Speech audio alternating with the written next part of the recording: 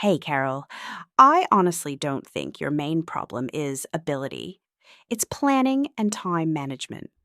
When you keep missing deadlines, even if your work is good, people start seeing you as unreliable, and that can slowly damage your reputation on the team. Big projects can feel overwhelming if you look at them as one giant task instead of several smaller ones. I'd suggest breaking each assignment into clear steps and setting mini deadlines for yourself before the actual due date. Use a calendar, planner, or simple to do list to map out what you'll do each day. If something about the task is unclear, ask questions early instead of waiting until the last minute. Also, be realistic about how long things actually take. Don't assume you can finish everything in one evening. If you realize you're running behind, communicate with your manager in advance instead of staying silent. Once you start planning ahead and following a routine, you'll meet deadlines more consistently and your performance will improve noticeably.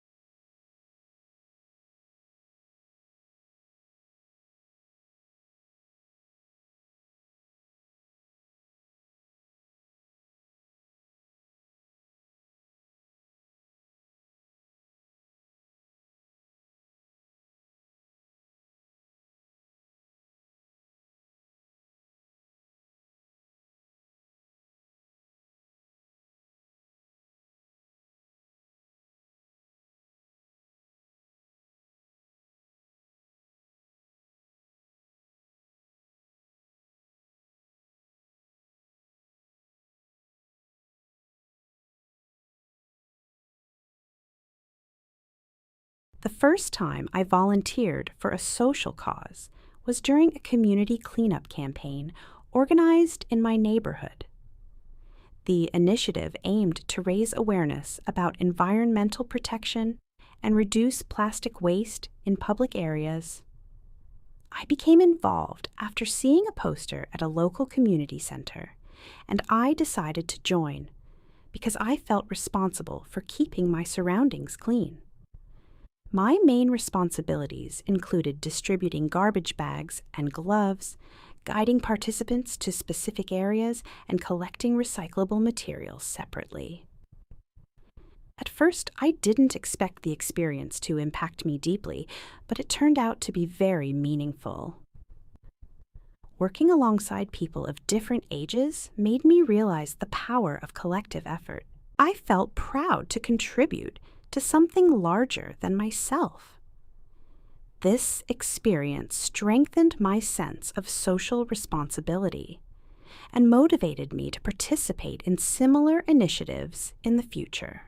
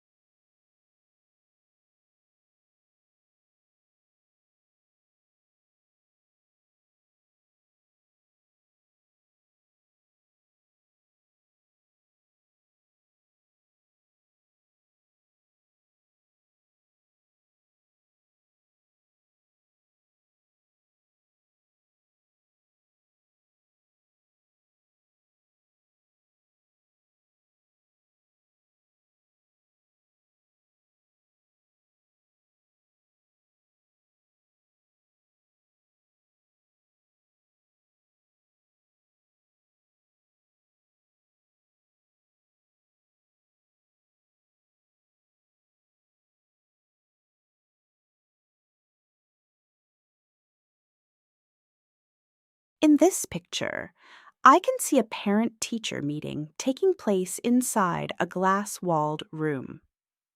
On the right side, a teacher is sitting behind her desk and showing a report card to the parents. She looks calm and professional while explaining something. In front of her, the mother is leaning slightly forward and listening carefully, whereas the father appears a bit serious, with his arms crossed. Their young son is sitting quietly between them, looking nervous and holding his backpack. Outside the glass room, other parents are waiting for their turn, and some children are sitting beside them. Through the large windows, I can also see students playing outside during recess. Overall, the atmosphere seems formal but slightly tense, as they are probably discussing the child's academic performance.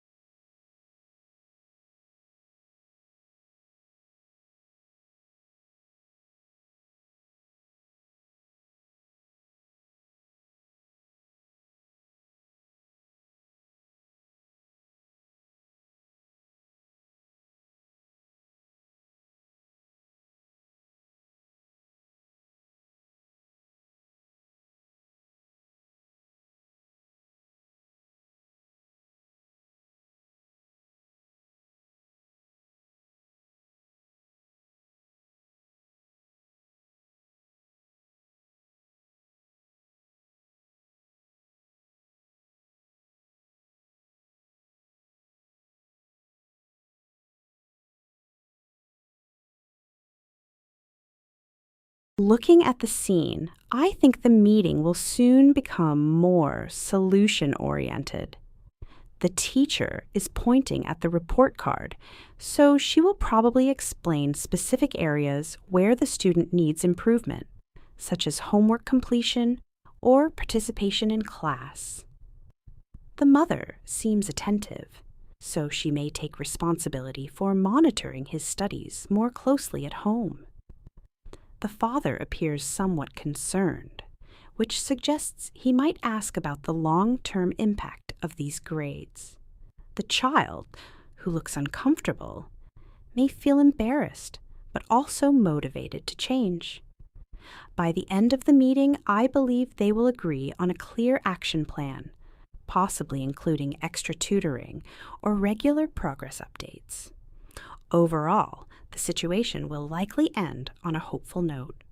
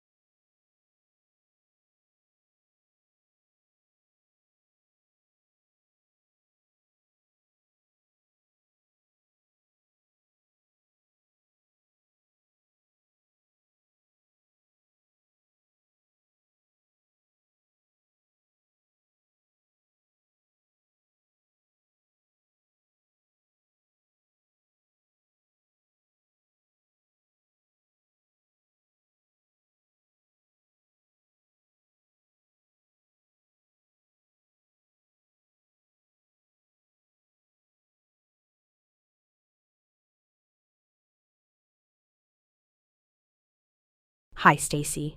I understand why you prefer living alone because it offers privacy and complete control over your space.